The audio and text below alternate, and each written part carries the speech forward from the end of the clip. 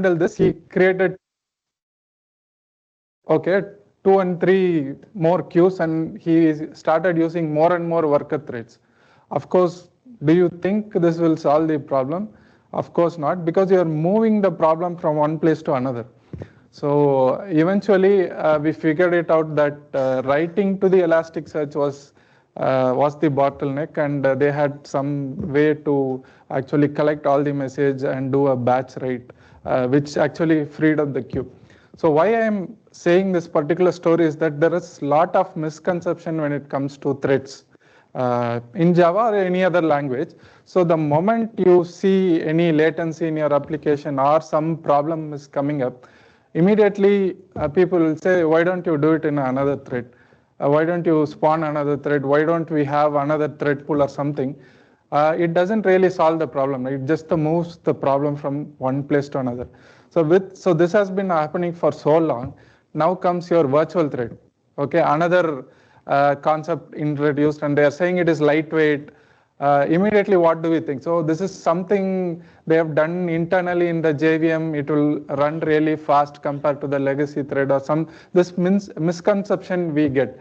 So I thought, let me address that part. If we talk about the internals of JVM, how it is implemented and all, and trace back the steps that Java architects actually did while designing this virtual thread, probably we will appreciate what complexities are there and what can a virtual thread do or something. So that's the intention. So my name is Ram Kumar. I'm an OpenJDK committer. I've been working in the hotspot component in Oracle JDK for 9 years or so. Today morning I checked my mail, so I'm still working in Oracle. So this is the agenda. I think we have less time, so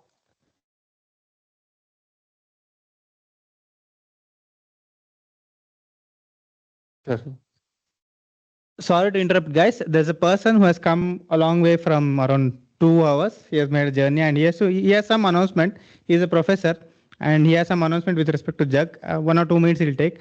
So if it doesn't bother you guys, okay? Yeah.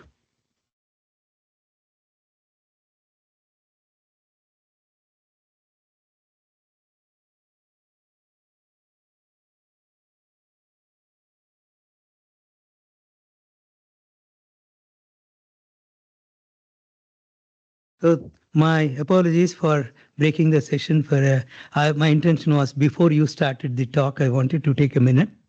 Friends, my name is Dr. Manohar Chikkanna, friend of the JUG and particularly Mr. Satish and Rohan and Raja and others. The Indian Society for Training and Development, which is supporting the Java group initiatives across the various states. I just wanted to greet you. In fact, I had to travel 2 hours to reach out just for this 2-3 minutes of meeting you all, greeting you, and then leaving it. Sorry for, sir, breaking your session. ISTD is a national body with 11,000 members at 60 chapters across the country. ISTD is there to support the various professional groups, including the JUG groups over. Not only on the various topics that we have, even in others. We also created a mechanism where some of you can take the gig work assignments as well. Apart from that, also to do, if you are interested in taking up sessions on your own, we could facilitate providing the platform to do it. Likewise, Infosys is, of course, a part of our network as well. Then we have across the country, we have many other facilities. Any of you and your friends who would like to participate in this online, offline, we should be able to facilitate this. So my apologies for breaking the session and then coming an intervention. My Dr. C. Manohar, and I'm reachable on my WhatsApp number. I can share it with Rohan or anybody here. You can share it with you later.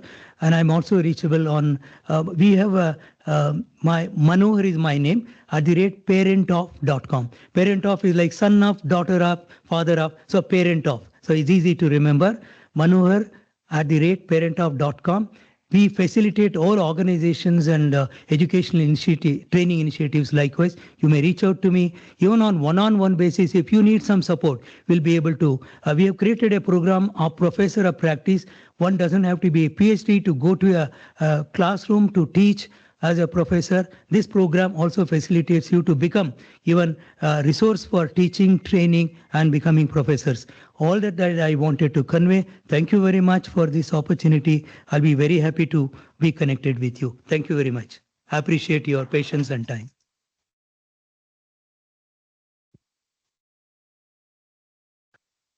So this is my agenda. So we'll have a quick recap of what virtual threads are, because if you don't know what it is, then what's the point in looking at the internals?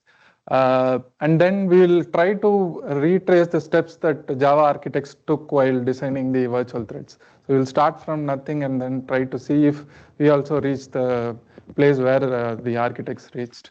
And in the end, of course, we want to utilize it and use it in our code, right? So we'll just slightly discuss about the pitfalls in virtual thread, because any feature, it's not a panacea, right? I mean, all the problems won't be solved by one particular feature. So you have to know what are the pitfalls so that you can make an informed decision.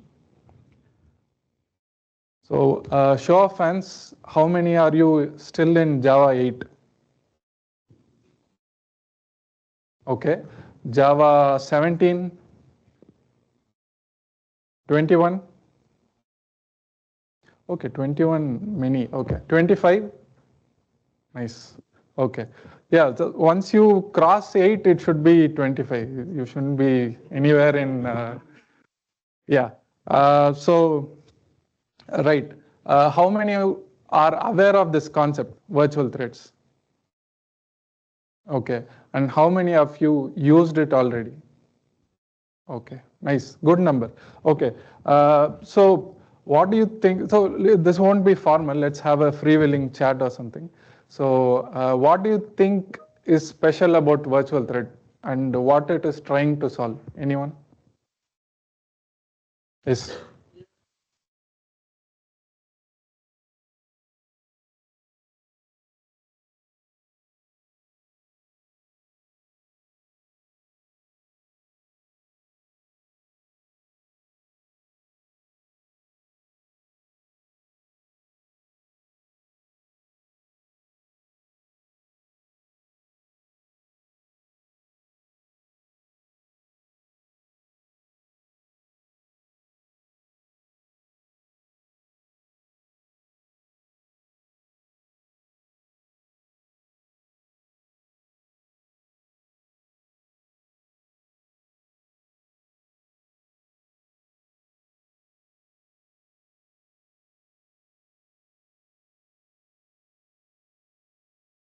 Right. Thank you. Yes.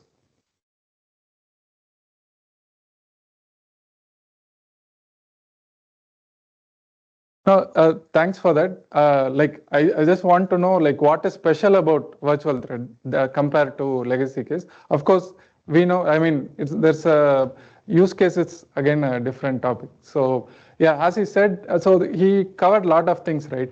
And but I'm going to break the bubble. Virtual threads are no way faster than your legacy threads. That's the first bubble you have to break. And what other misconceptions we have?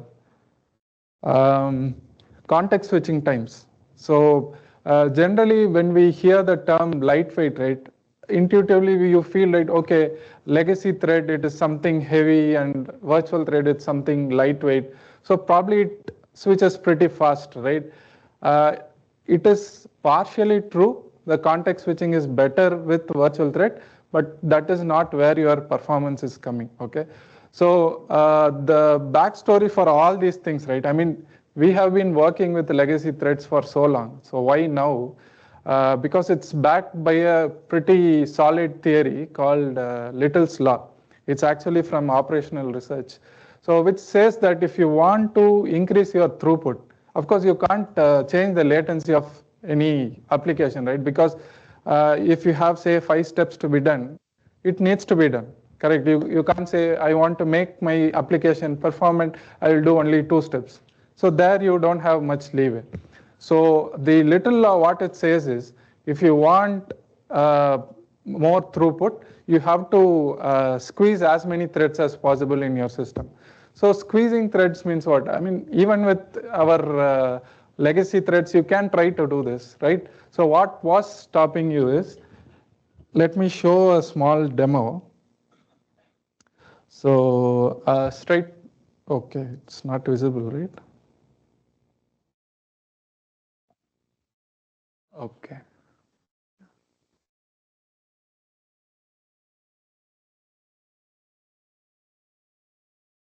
Okay, simple code. What we are doing is we are going to create. So this is the new API thread builder method. So we are creating platform threads. How many? We are going to create some, 1,000 threads. Okay, and if you see the run method, right, it is not doing much, right? It's going to just sleep for 1 second. Now, the actual load on CPU is not much, because how many other threads you are going to create, it is going to sleep for 1 second and then come back, the code is done, correct? So if you do run this, 1,000 is nothing, you can do it.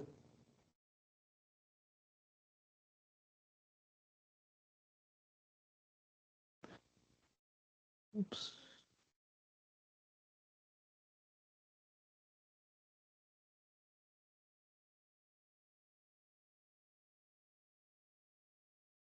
Yeah, so around 8,000, right?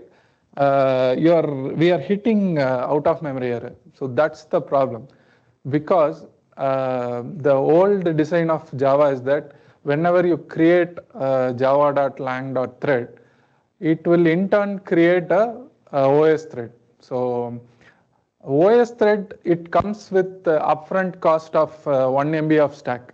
So with that much memory per thread, you will soon hit out of memory error. Now you could again ask the question, okay, if that is where the problem is, okay, why not even the OS thread? Why have they designed that way? Why is it 1 MB stack size? Correct. Even the OS thread can come up with a smaller stack size.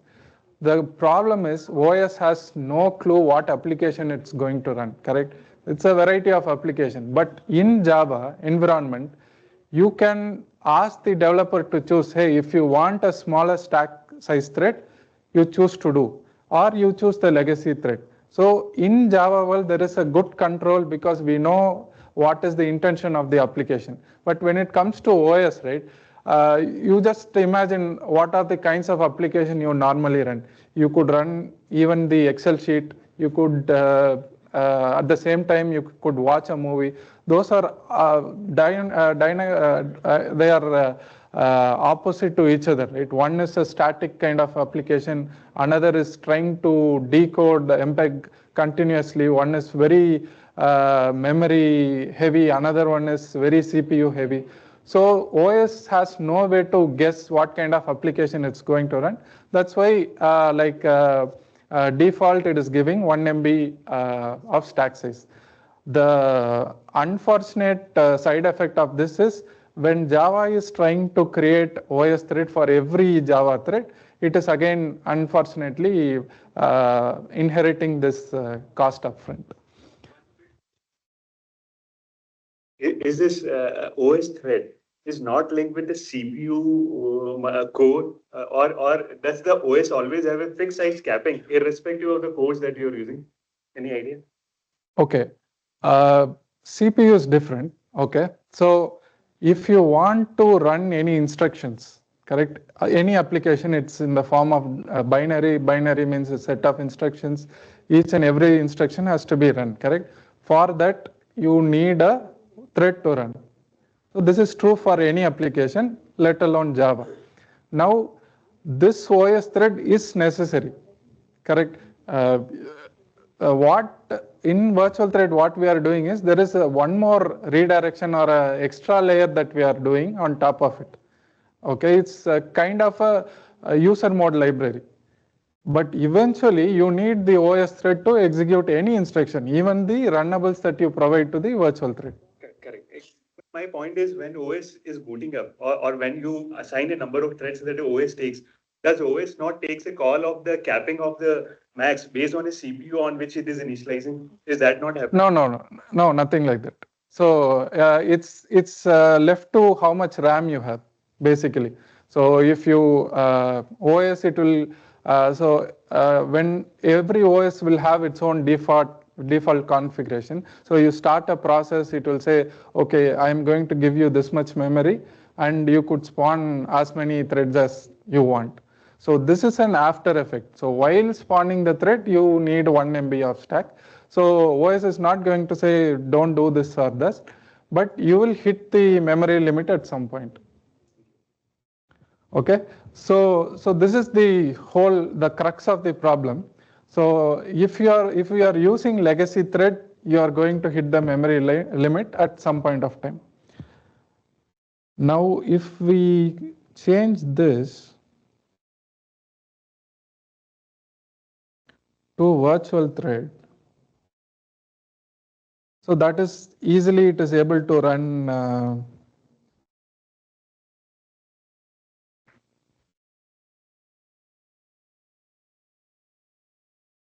okay, again it is able to run 100,000.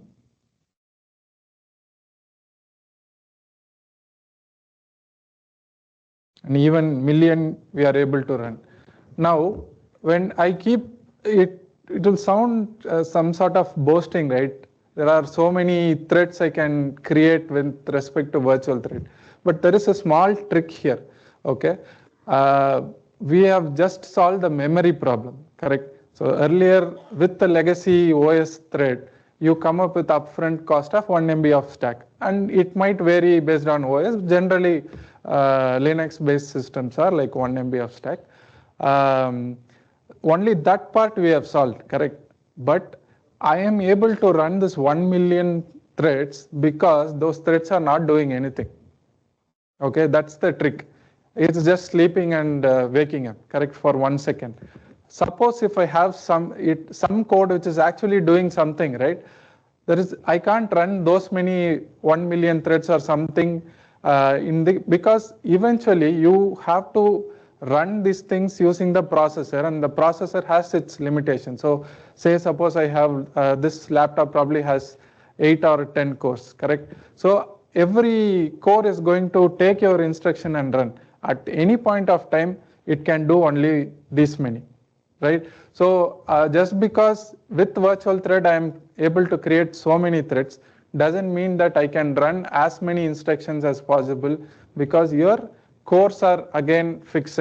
Okay, then why do we create virtual threads? Because we have moved to a situation where our application is mostly sitting idle, correct? So if you take like I entered the workforce around 2000s, it's all monolithic, and there are so many activities that will happen inside the application.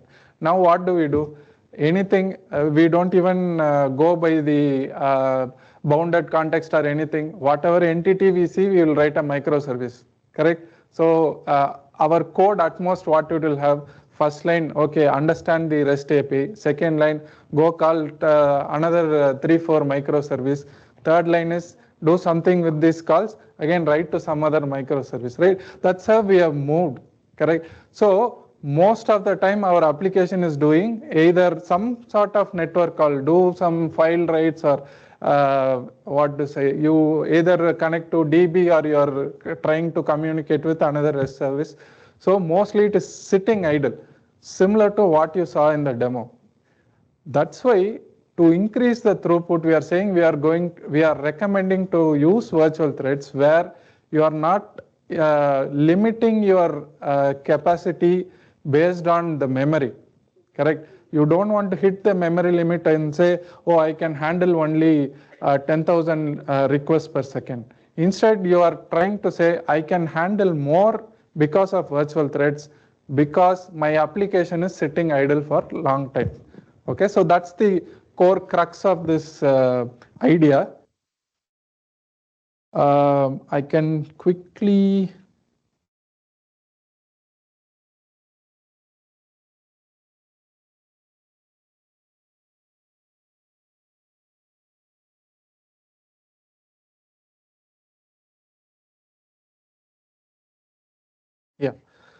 So this is a very simple app. Okay, so what we are doing is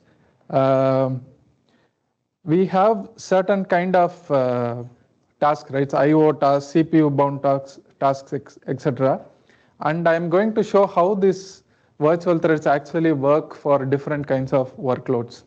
Okay, the first one is IO. Of course, I don't have any proper IO code where I'm going to connect to database or something. It's just a simulation, and I am just sleeping in my IO code, right? Like, because again, this is very similar to what will happen in an IO call, correct? Sleep means you will become again runnable, you will lose your thread context and all, right? So it is similar.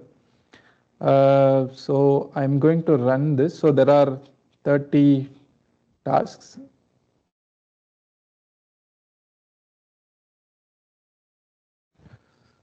How do I make this? Okay. Okay, so how virtual thread works is, so we said that we are not going to create OS thread for every virtual threads, right? So we are going to maintain all, the JVM is going to do the bookkeeping. It is going to maintain all your virtual threads in one place and use the proper OS thread whenever there is a necessity and then execute. Okay, so transferring this virtual thread running code to the OS thread is called mounting. And when it is actually blocking, right, either it is trying to write to a DB or it is trying to write to a file where there is a blocking call and there is no activity going on in the thread, that time the virtual thread would be removed or unmounted from the OS thread. This will give opportunity for other virtual threads to sit, mount on the OS thread and run. Okay, so this is the core idea. So if you look at this thing, right, when we ran the IO task, so when I say hopped, right, so what is happening is when it mounted in the beginning, okay, so this is virtual thread 24 and it used platform thread 3 to actually run. Okay, but when it hit the sleep, it actually went to a blocking state. Correct. At that point of time, your JVM will remove this particular runnable out of the platform thread 3, and it is free to, platform thread 3 is free to service any other virtual thread. But after the sleep is done, it has to come out and execute again, right? At that point of time, what happened? It went, platform thread 3 was not available. At that time, platform thread 4 was available. So the rest of the execution happened in that particular legacy thread. Okay, so this output captures, so for the first task, right, no hopping happened. It started with platform thread 1, it ended with platform thread 1. In other cases, it was not so. Okay, in most cases, it started with one platform thread, but it ended up in another platform thread. So one of the problems, I wouldn't say problems, not so intended side effect is, so while running application, you want the thread locality, right? So because cache, you have all these processor caches, right? L1, L2, L3, and it works well if your code runs in one core consistently, correct? So because, okay, I asked for, say, a particular memory address, and I'm saying, okay, let me access array elements 1 to 10. Okay, I'm doing that. So while I'm in the loop, say I took 3 elements, right? And the processor, it won't, when I say go and fetch that array element 1 place in the RAM, it won't take only that one. It will take something called of a size called cache line size. It will take a bunch and load it in your processor cache, so that the next time, so that's the concept of spatial locality and data locality, right? Where processor is trying to second guess what you are trying to do and trying to become efficient. So it will take a bunch of memory location and load it in the cache. And the second time you say, oh, I want to process the second element of the array, it doesn't have to go all the way to the main memory. It is already there in the cache. Now, this cache is very, the affinity is towards every core, right? Because all the cores will have its own L1 cache. Now, what we saw is any virtual thread, first it gets mounted into one platform thread, and when it blocks, it will go out, it will get unmounted. But when it comes back again, when the unblocking happens, it will run in the free platform thread, right? At that point of time, you might have been picked up by some other core, which means that you are losing out on the cache affinity, right? So that is there, but the way JVM scheduler is written, we will try to go back to the same platform thread as much as possible. It's not guaranteed. And we will see that it is not, useful in all use cases, okay? But generally for application development, we are good.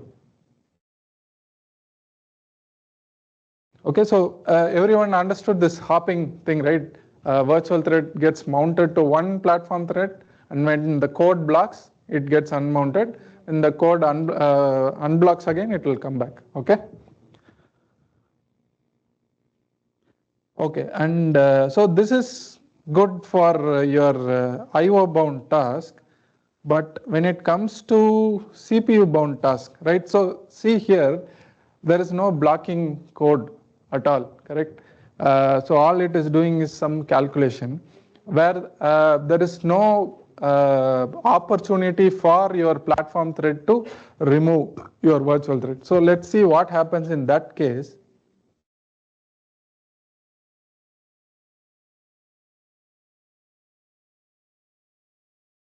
You could see there was no hop because it never did any unmount and mount. Okay, there was no opportunity for the JVM to do that. Okay, so this is the basics. Okay, any doubt in the basics, because we are going to see the internals. So, yep.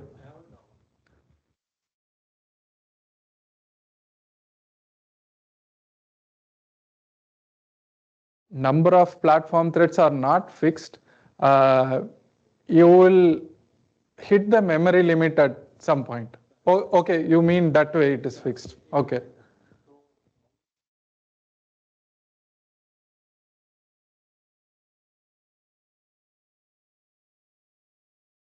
JVM doesn't, right? That's why you have the out of memory error. It is up to the application to be responsible and see like, okay, I can't go. It is true for even your object allocation. No? We have like, okay, when you spawn a process at the OS level, you will be given a certain default memory from the RAM, and we have to work within that. So of course, JVM will take its own little bit memory for its own runtime, and rest is given to application. Now, application has to work within that boundary, correct? If you go beyond that, it will going to say out of memory error. Similarly, for threads also, we kind of know, okay, this is a legacy thread, there is a limitation to it. So if you keep spawning more and more thread, you will hit the out of memory error. JVM doesn't control. If that is the question, it won't say like, if you say new lang thread and say start, JVM won't throw an exception saying, hey, I already am full with my memory. Don't ask me to create new thread. There's no exception. Instead, it will attempt to do that, and while trying to do that, it will hit the out of memory error. I've seen that due to the memory issue, we have limited platform.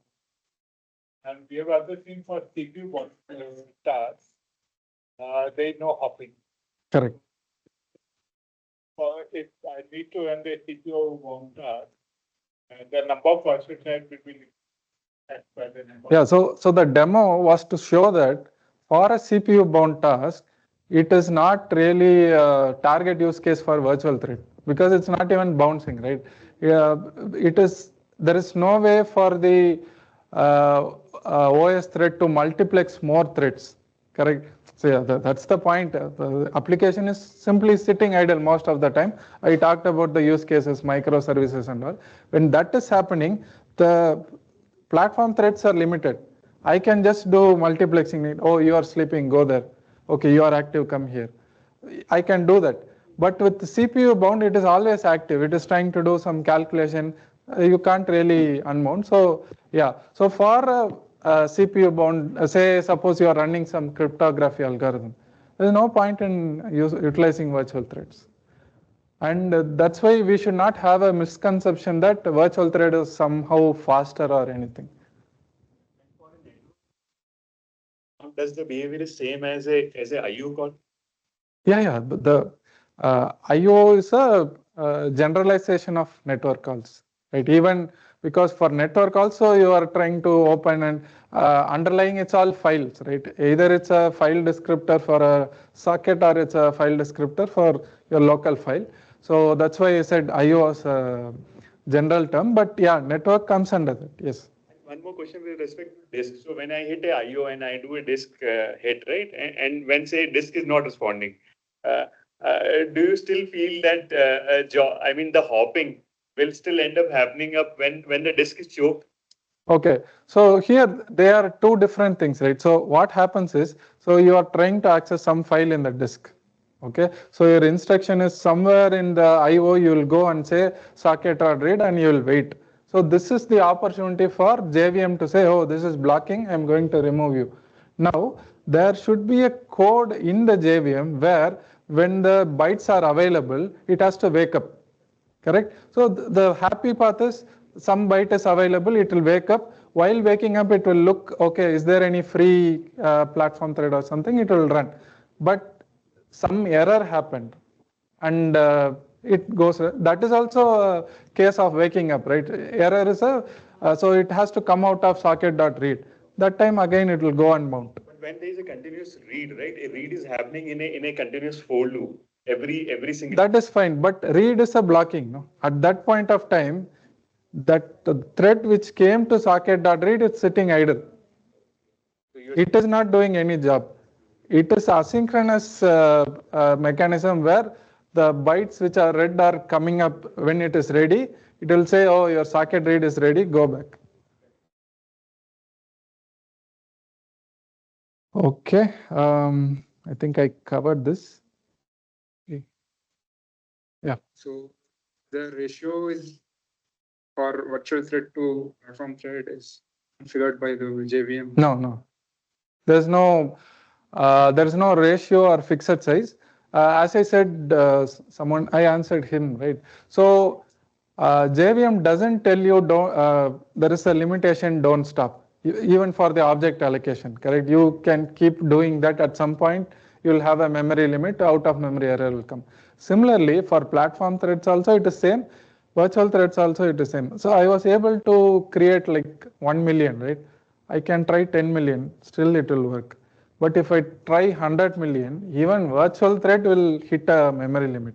So it is not like a fixed ratio where you say this many threads you have to create for legacy thread and this much for virtual. There's no fixed thing. And one important, good that you raised that point, if you see the difference, right? Main thing is, this is what we said, the stack size is 1 MB, but we didn't talk about the stack size in virtual thread, right? I thought I will cover it in the design, but the intuition is it will be proportional to the application stack depth. So the resizable stack is what we want eventually, because we don't want to give this 1 MB cost upfront, but there is some cost, right? So if you run a recursion which is like 200 method calls depth, even your virtual thread stack size will be that. But if you run something like simple loop or something, there's no method call, the stack size is 1. Say you are running some Spring Boot, that framework itself will have so many stacks, correct? If you do a thread stack trace dump, your application might be like 2-3 lines of code, but remaining that framework, all those wiring, all those things will come, right? So the size of virtual thread is not uniform. It will depend and vary based on what is your runnable. Right? Okay. One more here. So in the beginning, we have said like one platform thread can have 100 virtual thread of all, right? It can multiplex. Right. If you hop in, it seems like one platform thread can run one virtual thread at one time. At any time, that is true. At any instance of time, your OS thread it's just a thread and it is executing instruction. No, it can execute only one instruction from one virtual thread. So that is why we have the mounting and unmounting. So when one virtual thread is mounted, whole focus is on that virtual thread. All the instructions from that virtual thread is only will be executed. Create any. The context time is, that's what we say when we say context switching time, we are referring to that. How do I mount and how do I unmount? It is less, a few nanoseconds, and that is one of the design considerations. So when they started the project, they said, okay, the context switching time, the cost that you give to do this should be less. That's how they started. Okay. How much?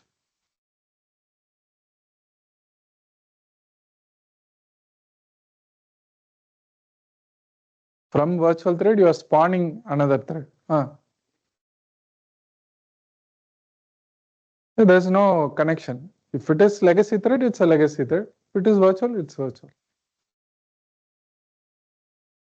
So yeah, there's no tight coupling like process, right, where you kill the base process, everything dies.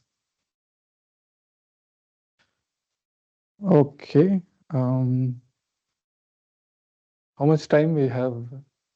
We have. Okay, there's a lot to cover actually. Concurrency is a very interesting topic, and I'm not going to plan anything. We'll go as much as possible. When we get hungry, we'll stop. Okay. So yeah. So now we have the idea ready. Okay. Now we say, okay, the idea is, okay, there are limitations with the legacy thread. Now I have the virtual thread. I'm going to mount, I'm going to unmount. So how to do? So before thinking how to do, first thing is with the design is you have to design the API, right? So how am I going to expose this virtual thread to someone, to the Java developer community? Before this, there was already a user level library called, I forgot the name, Quark. It starts with Q. So basically, it was something new library away from the thread. But when the architects thought, okay, what should we do? To make the transition easy, they want to reuse the current, whatever the current APIs that are already there. Now, if you see the Java related discussion in the internet and all, the thread class actually has a very bad reputation because there's so many methods. And now if you are going to say, okay, for exposing virtual thread, I'm going to inherit from the old Java lang thread, it's a risky move. But a good thing is, if you have written the code already with the Java lang thread, it is very easy to migrate, right? Because your code doesn't care really which thread it is going to. From the engineering perspective, if you say this piece of code, it would be better if we run with virtual thread. You just, instead of giving a lang thread, you just give virtual thread. So that convenience the architects wanted to give. So even though there's a lot of baggage that comes with the legacy API, they decided, okay, let's treat even the virtual threads as Java lang thread. Okay, and even the name virtual thread had a lot of discussion because originally, if you are following the project Loom and all, they were referring that to as fiber. But what happened with when you say fiber, right? a lot of, when the discussion happened, the analogy, people will go very deep into the analogy and forget what we are discussing itself. So somebody will say fiber means, I will say, oh, I am going to create a strand, I'm going to create some loom, something. They will forget what's the technical concept and go deep into the terminology. That time Brian Getz, right, the Java architect, he coined the term virtual thread. The idea is from virtual memory. So what is virtual memory really? So the application you are saying, okay, in RAM this much only is memory is there. There is a limitation. But you are going to cheat the application and say, hey, you have a larger memory. Okay, but the backend side, when he says, okay, I'm going to use the extreme part of the memory, you will go quickly do pagination and bring memory from your disk and then load it in the RAM. Correct? So it is like you are virtually trying to show a bigger memory than it actually is. So similarly, the actual number of virtual legacy or OS threads are limited. But you are going to cheat and tell the application you have so many threads to actually work. So that's why it was called virtual thread. And yeah, so yeah, another important discussion that came up during the design phase, right? So should we go in the thread route itself? Because in other languages, you have something called async await, right? So you would have heard it from JavaScript and all, and there are quite a few languages that went into this route. So when it comes to concurrency, you have two routes. Engaging as so all the C application, it goes through the thread route. You mostly have POSIX standard. And there are a lot of languages that went to async await. But the problem is, if you are bringing async await paradigm, it is diagonally opposite to what Java has been preaching for so long. So what has been Java preaching for so long? When you write any code in Java, you can never assume that your instruction won't be interleaved with some other thread. Correct? So every Java developer knows there is a risk of multi-threading and data race, everything. He knows that is built in default, right? Then when you want to secure a set of code saying, okay, here I don't want interleaving, then you say use synchronize or lock or something. You say this is my critical section and then you block. So this has been the philosophy of Java for so long. But when you compare that with async, right? The async portion of the code is what you are explicitly saying, this is a asynchronous code, which means that the rest of the code, you assume that it is all, there's no interleaving, it's all single threaded. It works well for JavaScript because it's single threaded, but it won't work for Java well because it's multi-threaded. Okay, so this is the philosophy side of things, why we didn't go for async await, but there is a technical reason also. So Kotlin is again, they have gone to async await because to implement virtual thread, you have to have access, the runtime has to have the access to the backend side of the compiler. So any compilation, if you see, you have the front end, you have the intermediate representation, and you have the backend. So for Kotlin, right, the Kotlin's compiler only have the front end, and it will generate bytecode, and bytecode is getting run by the JVM, correct? So Kotlin doesn't have the access to the backend. Okay, so why this is necessary, we will see in the coming slides. But to implement virtual threads, you need to have access to the how the compiler is actually generating machine code and all. So same case with Go, they have access to the compiler backend. So because of this technical limitation also, certain languages went to async await side, and because Java JIT is there, it controls how the compilation happens in the backend side of things. We went to this way. Okay. Okay, so this is the APIs. So as we discussed, the design consideration was we have to keep minimum SPA as much as possible. So virtual thread is also a java.lang.thread. They have introduced like some builder functions, right? If you see thread dot off platform or thread dot off virtual. Okay. Yeah. And they introduced executor service also. So in this executor service, the idea is every time you say submit, a new thread is created. Okay. Because we know virtual threads are cheap.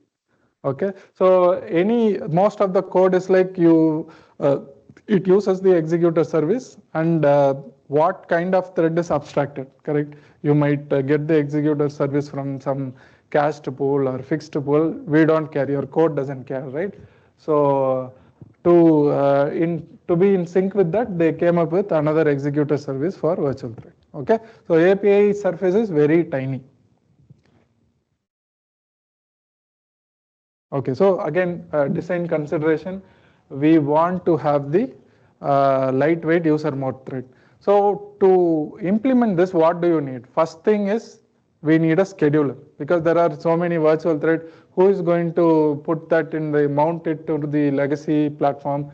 Who is going to pick, like you have like a million threads, right? How do you pick the first one?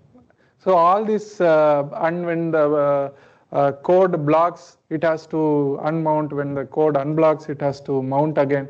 So these things, the scheduler has to take care. So you need a scheduler, followed by, there is some way, okay, you mounted and unmounted.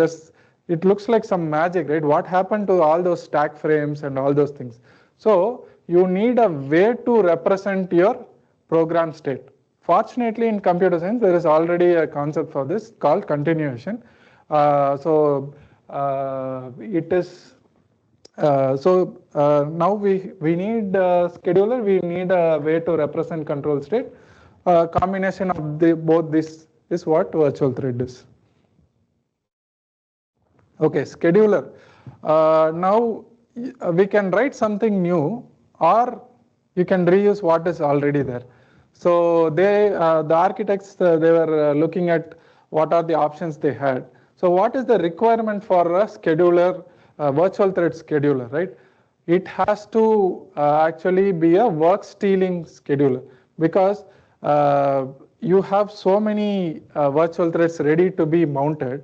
You should be able, so every thread, if it has a queue, your scheduler should be, if it is free, should be able to get a task from another person's queue and then execute. So basically you need a work stealing scheduler, and fortunately we already had a work stealing scheduler, that is fork join pool. One small thing in the fork join pool is, basically designed to, fork join pool is, you actually split every task into something and then join it later, correct? So for such use cases, last in first out is the good way to service the request. But here for the virtual threads, we don't have such a requirement at all. So we fortunately there is a flag with which you can say don't do LIFO, you can do FIFO. So for when using fork join pool for virtual thread, we are going to say do it in a first in first out kind of basis. Okay, there are other flags also. One is parallelism, another one is max pool size. Now when it comes to parallelism, what you are saying is, at any point of time, I need this many threads ready to service my request. So we know beyond the number of platform threads, you are not going to do any magic. So the parallelism expected out of the scheduler is number of available processor. Okay, but there is some other flag called max pool size, where while the first time you are going to schedule, right? Suppose say you have some 8 tasks running, okay, parallelly. Forget virtual thread, even fork join pool scheduler, the vanilla version also, you have some say 8 threads, and all things are going to running some task, okay. Some 9th task comes. These tasks are going to get over soon, but just because at that point of time there is nothing, I shouldn't wait, right? So I should be able to expand my current pool to how many So probably I can say, okay, already 8 threads are there. Why don't you create a 9th thread? Okay. So that is max pool size. How far do you go? Okay. But remember, this is only at the starting time. Okay. When I have a task, I'm going to schedule. All the threads are busy. Legacy threads are busy. At that time, how much extra can I create? So that is max pool time. So if you are running like virtual thread, so many virtual thread, of course you are not going to sit with say 8 cores or something. So it will expand, correct? So at any point of time, you will have 256 OS threads servicing virtual threads. Okay.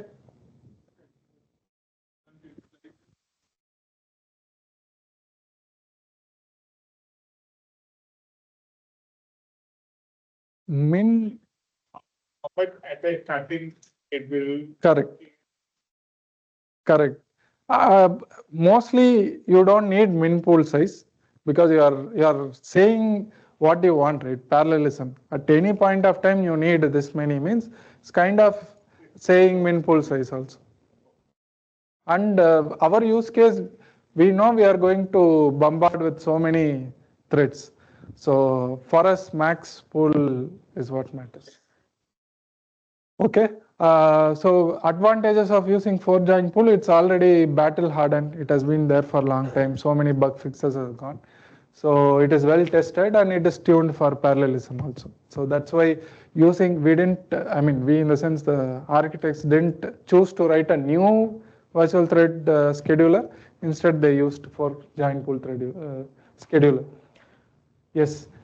It is, you have to remember, it is not a fair scheduler. Okay, we should not think that OS thread is managed by OS scheduler, virtual thread is managed by virtual pool.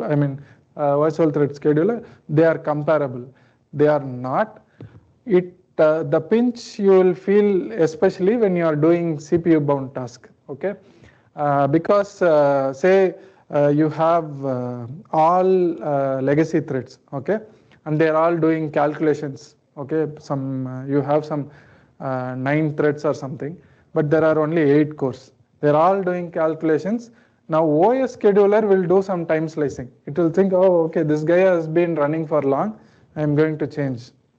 That is a fair scheduler. When it comes to virtual thread scheduler, right? It doesn't do all these things. Because our crux and where we started is like, it is your application is sitting simply. So for that use case, we didn't really do. So this is another reason why you should not run any CPU bound task in virtual threads. Another, I won't say this, for most of the application developers, it's not a problem. The last point, you don't have a public API to choose your scheduler because your use case could be different. For larger use case, most of the cases, 4-join pool scheduler is fine. There are a lot of debates. Should I open up API to say, why don't you give a virtual thread scheduler, custom? So it was not, eventually it was decided that we won't do. But if you see library developers, for example, Netty, right, your network library, so their scheduling use case was different. They wanted platform affinity, and this scheduler is not going to do. So they did lot of reflection, using unnamed and using all these internal APIs. They did somehow. So code wise, it is, if you see the JDK code, it is pluggable, your scheduler. But there are no APIs publicly available for any developer to utilize. Okay. So that is the scale. This magic, right? I will mount, I will unmount. Okay. I have 5 minutes, so let's forget the magic for some time. Okay. So all these are very interesting. Okay, how this is done and all. When we understand the internals, probably we will better appreciate how to use the technology. So I'm going, because this is going to take time, I'm going to skip continuation. So this is the way it is actually done, all the stack frames, copying, uncopying, and how it is actually optimized, all this copying and all. Serviceability, because as an application developer, you are sitting on top of lot of layers, right? You have IntelliJ, you have Eclipse to do the debugging, but it has to start from JVM. Only if JVM is able to support all these debugging capabilities, all these tools which are built on top of it can actually work. So even for this one virtual thread, we had to add a lot of things. Yeah, pitfalls. I'll skip the thread local part because personally, this is my opinion. Using thread local should be avoided. So anyway, let's not go there. So one thing which is really important is pinning. Okay. So if we talked very deeply about continuation, we will realize that we can't do this unmounting part when a native frame is going on. So in Java, you can also call to the native library, right? It's not only Java code. You could go to JNI or use foreign memory APIs and go to the native and then come back also. So when a native stack frame is getting executed, that time we cannot unmount. For the reasons like if we discuss continuation, we will know. So this is unavoidable. This can't be solved. It's difficult to solve also. But there was another kind of pinning where when the code is inside a synchronized block, you cannot unmount. So this is a solvable issue. It's after effect of the old kind of design so how does synchronized block works? You have a monitor and your thread comes and acquires the monitor, and the next thread comes and tries to acquire. It knows, oh, okay, this is already held by someone else.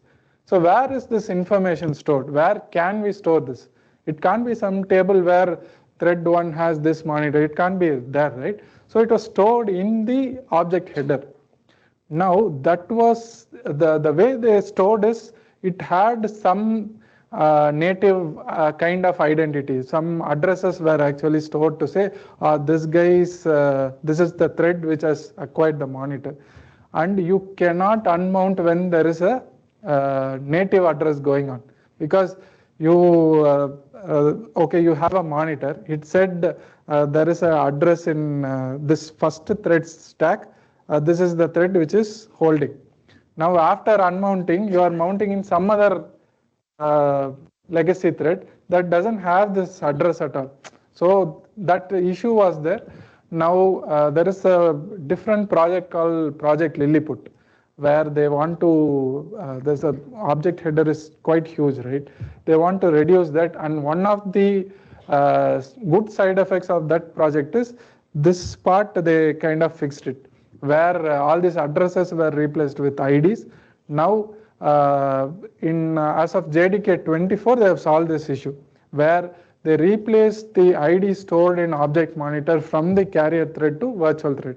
Now that with that ID only, now it is identify who is holding the monitor. Okay, so if you are using 21, you will face this issue. If you are using 25, this is solved for you. Okay. Okay. I'll probably, I have 5 minutes. You were saying that pinning is solved for synchronized. Yeah. Yes. Right.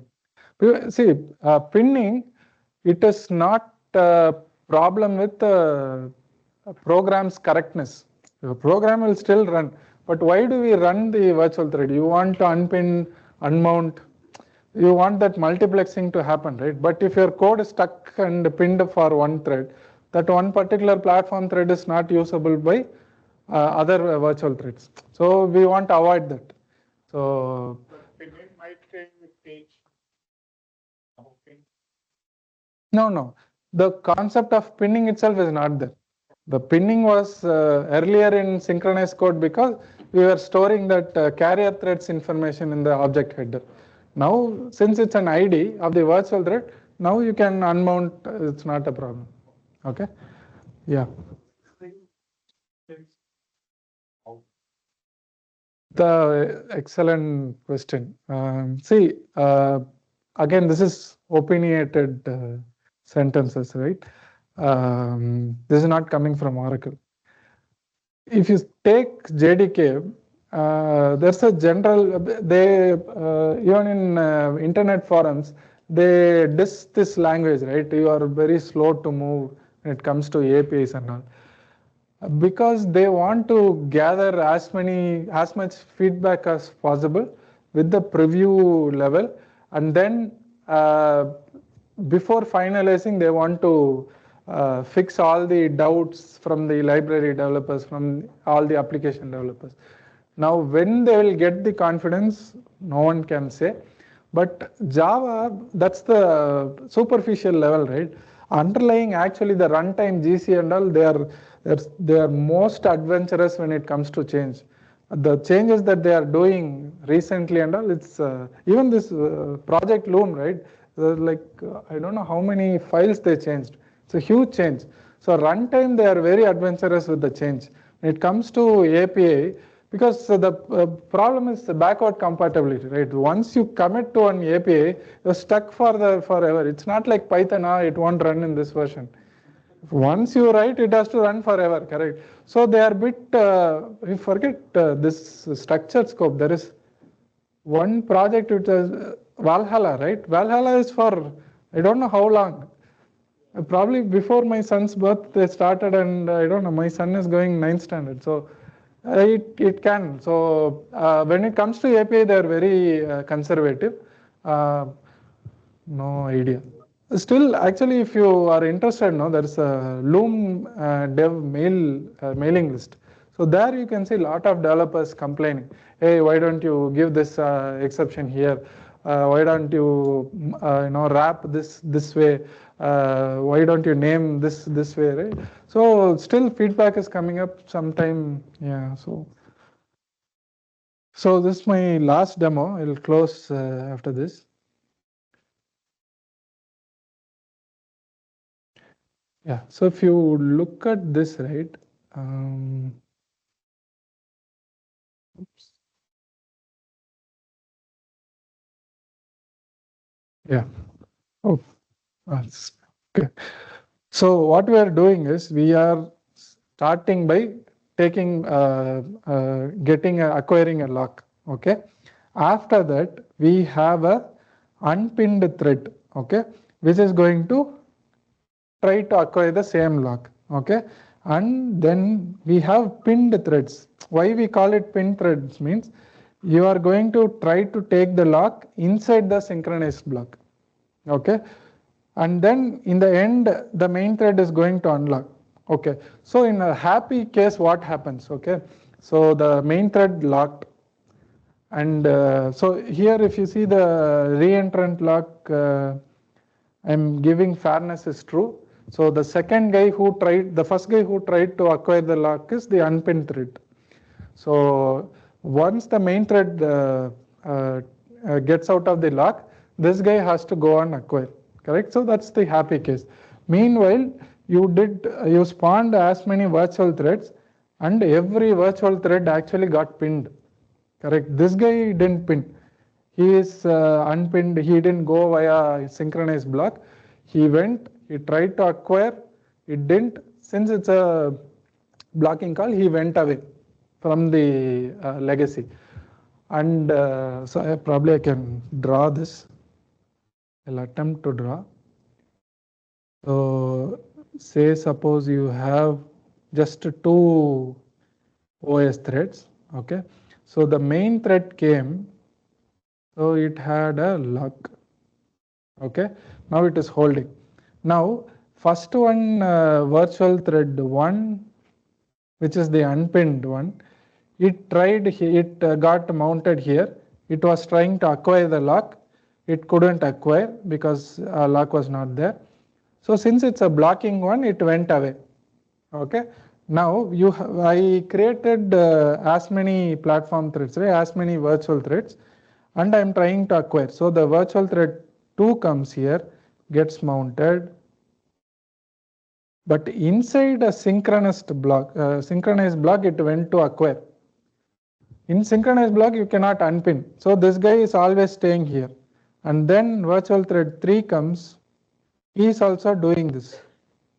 Inside synchronized block, he tried to acquire the lock, he got pinned. Now the main thread went away. Now the lock is free. So because of the fairness, he has the right to get the lock. But both these carrier threads are busy.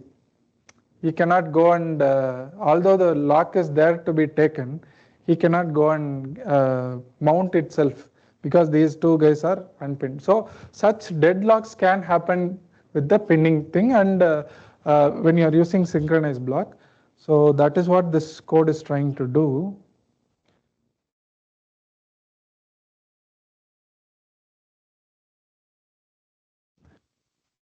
Okay, yeah, so it is first guy started waiting for lock.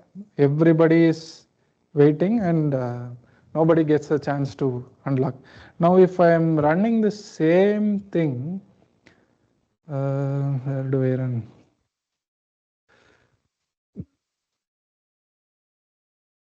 Yeah, re-entrant lock, right?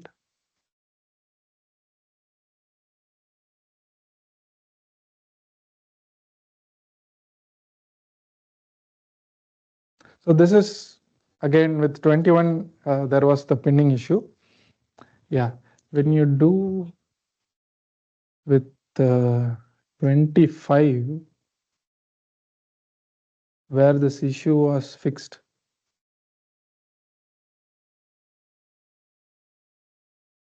So you could see like, okay, it was waiting and it started to take lock because it was not pinned. So yeah, so now you don't have that issue. And yeah, that's it for this session, guys.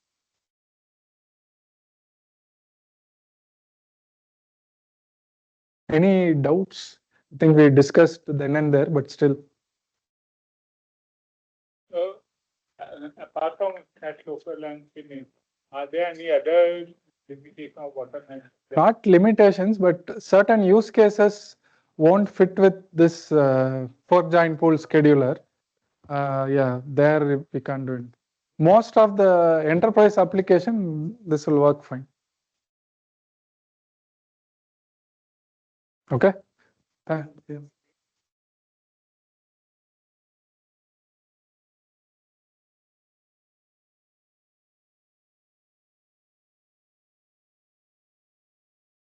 Yeah, benefit is surely there, but see, only when you run, it comes to testing basically. Facility is there, it is error proof and all is fine. We can, as a JDK developer, you will give that assurance. But from deployment perspective, this is a new paradigm, right? You want to test more before deployment. And people have started, like who are, it is supported in almost all web frameworks, Spring, Micronaut, Quarkus. What else is there? Yeah, everything is supported. And if you're writing enterprise application which is sleeping most of the time, you should probably use virtual thread. Adoption is good. Yeah. If you have still any questions, we can take it offline. So, yeah. Thank you, Ram. Thank you. Thank you.